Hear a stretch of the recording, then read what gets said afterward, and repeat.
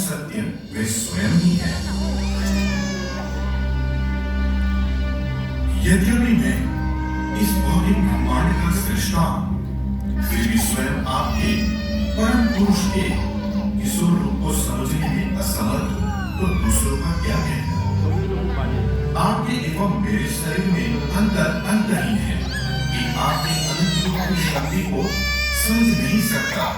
भगवान की सर्वव्यापी प्रकृति एक जीव के सीमित ज्ञान के अंदर कभी उपयुक्त नहीं हो सकता। इसलिए कृपया मुझे क्षमा करें। इस अगले कलयुग में मैं स्वर्ण रूप में श्री मायापुर में प्रकट होऊंगा, कृष्ण चैतन्य महाप्रभु स्वर्ण अवतार में।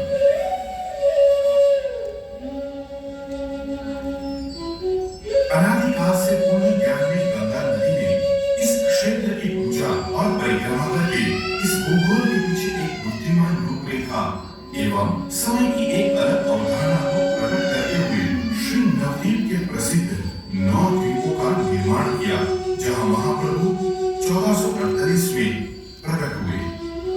प्रत्येक 9 द्वीप पुराणों में वर्णित भक्ति के 9 विधा भक्ति में से एक के अनुरूप है। प्रथम द्वीप अंतर्द्वीप भक्ति की नवम विधा का प्रतिनिधित्व करता है। आत्मनिवेदन परमेश्वर भगवान के प्रति आत्मा की संपूर्ण आनंद में शरणागति। कमल कणिका में स्थित प्रेम पुरुषोत्तम भगवान के औदार्यतम अवतार का जन्म स्थान, ये पावन धाम का हृदय है। जब अन्य स्थानों पर भक्ति कठिन हो जाए, श्री धाम मायापुर में श्री गौरांग एवं उनके प्रथम अलौकिक अवतार श्री गौरांग एवं उनके प्रथम अलौकिक विस्तार श्री नित्यानंद प्रभु के रूप में अवतरित श्री बलराम की कृपा से संपूर्ण शरणागति प्राप्य है। इस द्वीप पर 2 विशेष शिवलिंग निवास करते हैं। गोपेश्वर शिव, जो व्यक्तित्व रूप से व्यक्ति को भगवान की सेवा में स्वीकार करता है, और क्षेत्रपाल शिव, जो इस पवित्र धाम के रखवाले हैं। और शास्त्र में वर्णित है, भगवान शिव वैष्णव में सर्वश्रेष्ठ है। ये श्रीमद् भागवतम में उल्लेख है। राम, कृष्ण एवं गौरांग पर शिव जी की समाधि बहुत ऊंची है, जो उनके मध्य के पारस्परिक संबंध को प्रकट करता है। द्वितीय द्वीप सीमंत द्वीप है, जो भक्ति योग की प्रथम विधि का प्रतिनिधित्व करता है। श्रवण भगवान के विषय में श्रवण। संपूर्ण 9 द्वीपों में गृहों एवं मंदिरों में दिवारात्रि के समय श्री भगवान का महिमा गान होता रहता है। स्वयं भक्ति देवी प्रत्येक आगंतुक के कर्णों में धीरे से कहती है, पवित्र भगवान नाम के अतिरिक्त और कुछ उच्चारण न करें। जैसे जैसे आप इन पावन पथ पर पग बढ़ा रहे हैं, इस भूमि को अपनी स्तुतियों से अलंकृत करते चले। भगवान नाम के श्रवण से इस पावन भूमि का पोषण करें। ऐसा करने से वे स्वयं आपके सम्मुख प्रकट होंगे। सीमंत द्वीप का नाम श्रीमती पार्वती देवी के नाम पर रखा गया है। जब श्रीमान महाप्रभु अंततः उनके सम्मुख प्रकट हुए, उन्होंने अपने चरणों में नतमस्तक होकर प्रणाम किया। प्रणाम करने के समय उनके शीश से लाल सिंदूर भूमि पर अपना चिन्ह अंकित कर गए। श्री भगवान की भौतिक शक्ति के प्रकाश श्री पार्वती देवी ने प्रार्थना की कि वे नित्य इस स्थान पर श्रीमान गौरांग के चरणों में ही बनी रहे। अभी तो श्रीमती राधिका से विलग्न कर देने वाले विरह में श्री कृष्ण के रूप भगवान श्री जगन्नाथ भी इस विशेष द्वीप पर पधारे हैं एवं यहाँ विराजमान होकर वे कई अतुलनीय लीलाएं कर रहे हैं।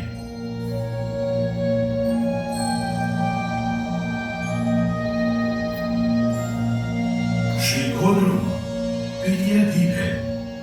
भक्ति योग की वास्तविक विधि है कीर्तनम, महामंत्र एवं भगवत महिमा का जप एवं कीर्तन।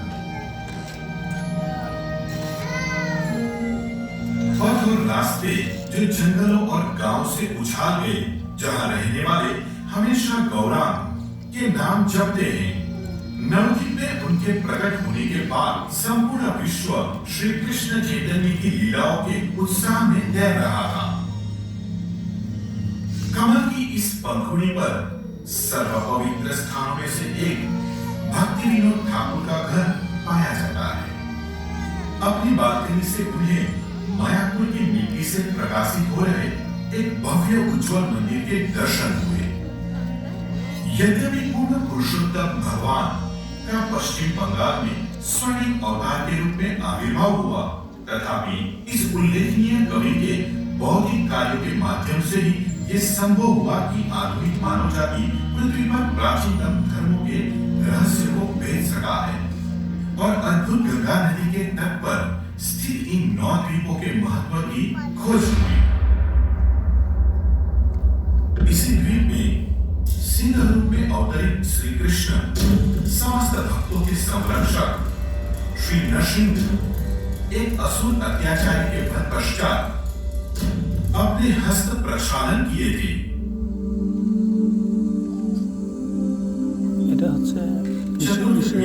मध्यद्वीप भक्ति योग की स्मरण विधि अर्थात भगवान के नाम गुण रूप लीला स्मरण का प्रतिनिधित्व करता है। ওইখানে ভগবানের সঙ্গে হাত ধুয়েছিল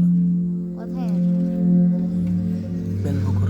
भगवान श्रीमान गौरांग के शिष्य एवं साधुका श्रीमद गोस्वामी ने लिखा है, यद्यपि शारीरिक रूप से पवित्र धाम में निवास हेतु असमर्थ हो, तथापि श्री कृष्ण कथा श्रवण में स्वयं को लीन करके श्रीधाम मायापुर की पावन भूमि में समाधिस्थ रह सकता है।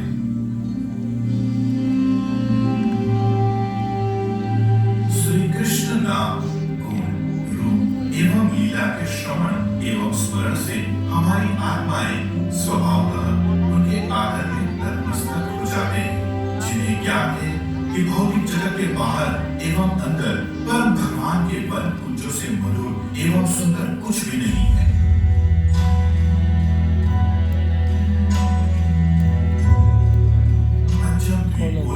इसका आंतरिक अर्थ है पाद सेवनम अर्थात श्री भगवान के चरण कमलों की सेवा। यद्यपि श्री भगवान आत्मतुष्ट है, तथापि हमारे साथ प्रेममय विनिमय हेतु वे हमारी सेवा को स्वीकारते हैं। ये भी श्रीमान महाप्रभु के अत्यंत महत्वपूर्ण श्री विग्रह का निवास स्थान है। श्री धामेश्वर श्रीमान महाप्रभु की अंतरंग शक्ति एवं उनकी भार्या श्री लक्ष्मी के विस्तार श्रीमती विष्णुप्रिया श्रीमान महाप्रभु के संन्यास ग्रहण के पश्चात इस श्री विग्रह की दशकों तक सेवा करती रही।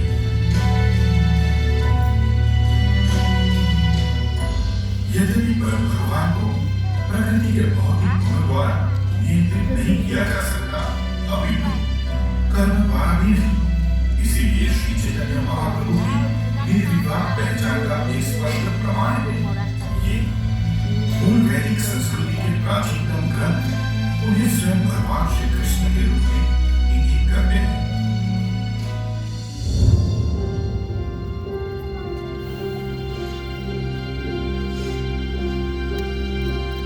षष्ठ ऋतुद्वीप भक्ति योग की अर्चनम विधि अर्थात श्री विग्रह अर्चनम एवं सेवन।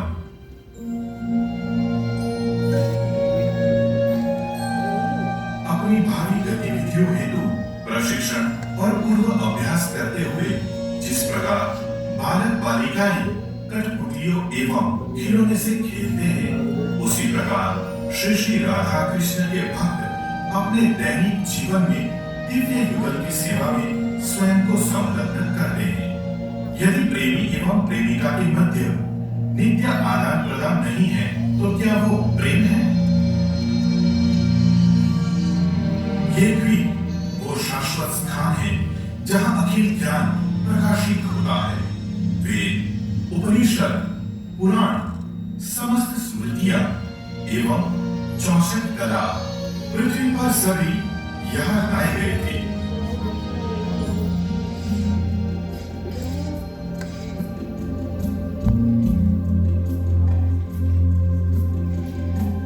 संगम द्वीप है वंदन अर्थात स्तुतियों का प्रतिनिधि। जन्मदीप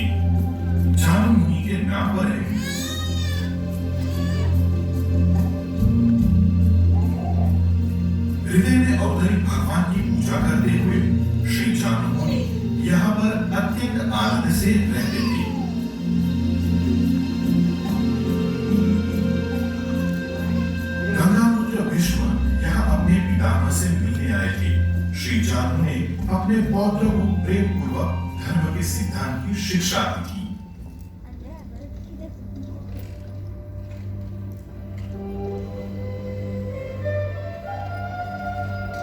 अगला द्वीप दास्यम का प्रतिनिधि है, अर्थात श्री भगवान की आज्ञा का पालन करना।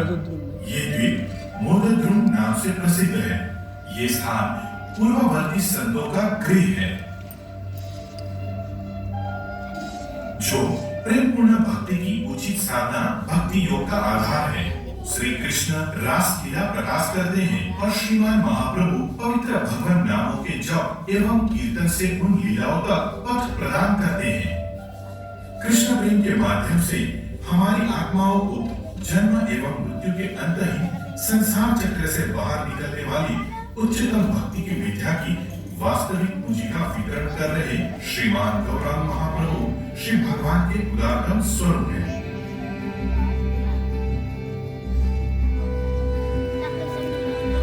रुद्र द्वीप नवम द्वीप का नाम भगवान रुद्र से है। कमल की अंतिम पंखुड़ी है। ये साख्यम अर्थात सख्य भाव का प्रतिनिधि है। रुद्र अपने पार्षदों के संग यहाँ विराजमान होकर श्री गौर कथामृत वितरण करते हैं। श्री भगवान अपने परमात्मा प्रकाश रूप में हमारे निकटतम है। कोई भी उनका स्थान नहीं ले सकता।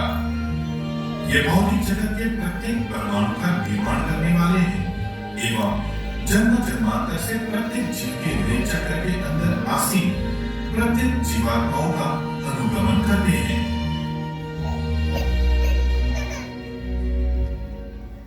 श्री गौरांग महाप्रभु का एक उच्चतम उपहार था सभी शास्त्रों के एकीकरण का पूंजीदान और अचिंत्य भेद तत्व के प्रसिद्ध सिद्धांत का प्रकाशन। हमारी व्यक्तिगत आत्मा परमेश्वर के साथ अचिंत्य रूप से समान एवं अलग होती है।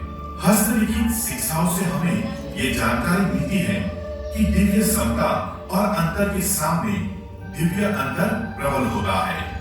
इस तरह राधा और कृष्ण असंख्य आध्यात्मिक प्रेम के विभिन्न पहलुओं का अनुभव करने के लिए समान एवं अलग नहीं है, लेकिन एक साथ सदैव अलग होते हैं। हमारी प्रकृति सच्चिदानंद ज्ञान एवं शाश्वतता से बनी हुई है और ऐसे स्तर को प्राप्त करने और वास्तविक सुख को प्राप्त करने का एकमात्र मार्ग हमारी आत्मा को पूरी तरह से कृष्ण को समर्पित करना है। हम वास्तव में अनंत आत्माएं हैं, ज्ञान के अणु जो कि ब्रह्मांड के एक पदार्थ में बंधे हुए हैं और सदैव परमेश्वर के साथ दिव्य स्नेह का आदान प्रदान करते रहने के लिए होते हैं। आत्म साक्षात्कार महात्मा के मार्गदर्शन में ये 9 अलौकिक विद्याएं हमें श्री राधा कृष्ण की प्रेम पूर्ण वास्तविकता के अंदर हमारे वास्तविक स्वरूप, हमारे वास्तविक दिव्य शरीरों में आध्यात्मिक जगत की ओर अग्रसर करेगी, जिसके जम्मू और अखिल भौतिक ब्रह्मांड विशाल गुणों में परमाणु सदृश गुणन करते हैं।